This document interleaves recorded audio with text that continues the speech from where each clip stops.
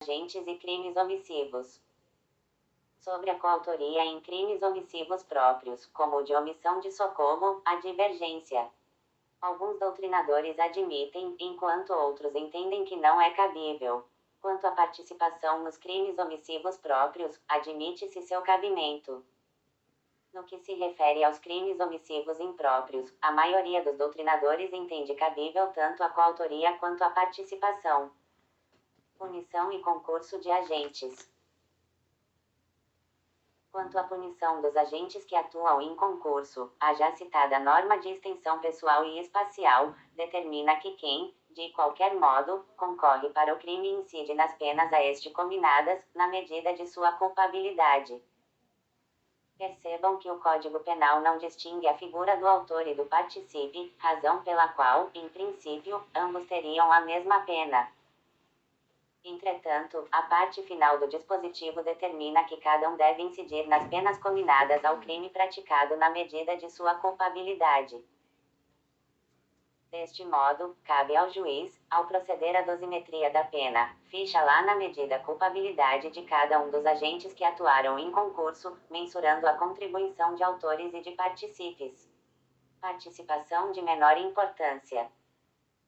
A participação de menor importância é a conduta que, apesar de contribuir para o resultado, tem menor relevância causal. A sua contribuição, para a prática da infração penal, é diminuta, razão pela qual o legislador determina a diferenciação na aplicação da pena, como exceção à adoção da teoria monista. Neste caso, aplica-se a teoria dualista, com diferenciação da pena para os autores e para os participes, com contribuição de menor importância. Esta previsão restringe-se aos participes, não se aplicando a coautores, não há coautoria de menor importância.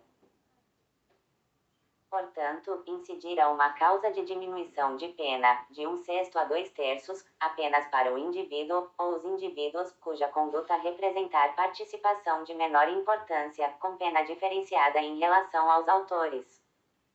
Cooperação dolosamente distinta. A cooperação ou participação dolosamente distinta é aquela dotada de elemento subjetivo diverso, de modo que um dos agentes não se vinculou aos demais para a prática do crime mais grave, mas apenas de delito diverso. Aplica-se tanto a coautores quanto a participes. A doutrina aponta como outro caso de exceção a teoria monista e acolhimento excepcional da dualista. A cooperação dolosamente distinta está prevista no artigo 29, segundo, do Código Penal. Portanto, o sujeito deve responder pela pena do crime menos grave, que almejava praticar, se a prática do crime mais grave pelos demais agentes não lhe era previsível. Se a prática do delito mais grave lhe era previsível, também responderá pelo crime menos grave, mas com uma causa de aumento de até metade. Evita-se, com isso, a responsabilidade objetiva.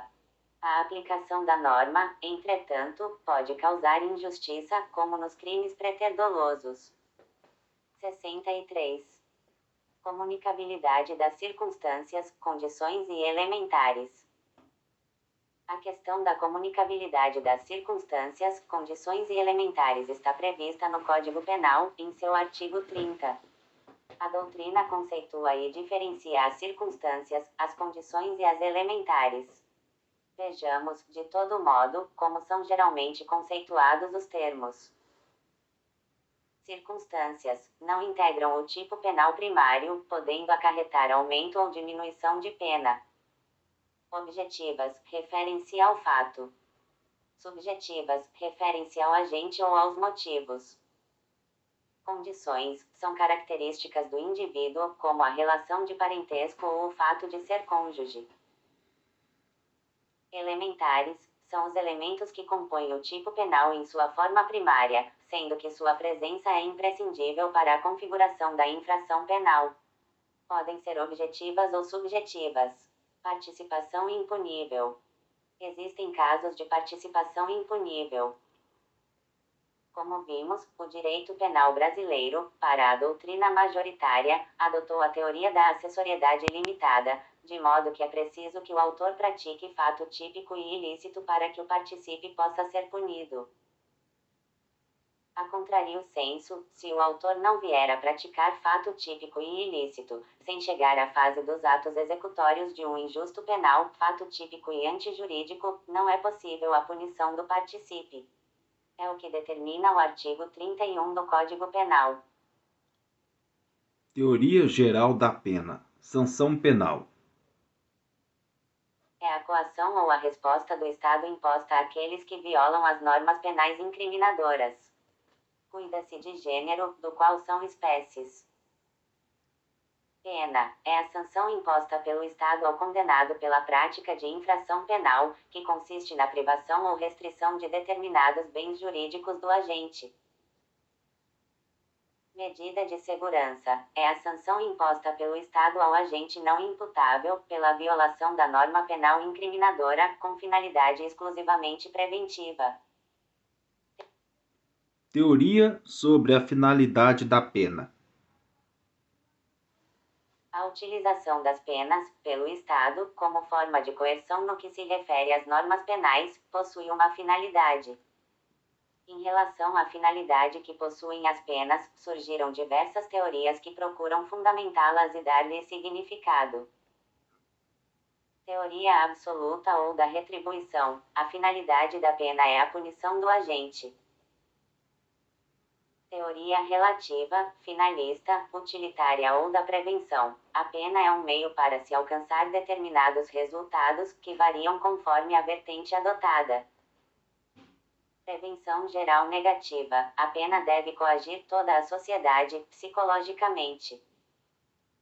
Prevenção geral positiva. A pena visa a demonstrar a todos a eficácia da lei. Prevenção especial negativa. A pena busca evitar que o agente volte a delinquir. Prevenção especial positiva. A pena visa a ressocialização do agente. Teoria mista, eclética, intermediária ou conciliatória. A pena busca punir o agente, ao mesmo tempo em que visa a coibir a prática de crimes, por meio da ressocialização e da intimidação. No Brasil, hoje, a doutrina majoritária entende que a pena tem as seguintes finalidades: retributiva, preventiva e reeducativa. Deste modo, a pena representa tanto uma resposta estatal para o caso de descumprimento da norma, busca prevenir o cometimento de novos delitos e reeducar os condenados. Penas em espécies. As espécies de penas no direito brasileiro. A Constituição Federal já prevê as penas possíveis em seu artigo 5º, inciso XLVI, que trata da individualização da pena. O artigo 32, do Código Penal, por sua vez, traz as espécies de pena, classificando-as em 3 grupos: privativas de liberdade, restritivas de direitos e de multa. As penas privativas de liberdade podem ser de reclusão e de detenção, reguladas no Código Penal, e de prisão simples, prevista na Lei das Contravenções Penais.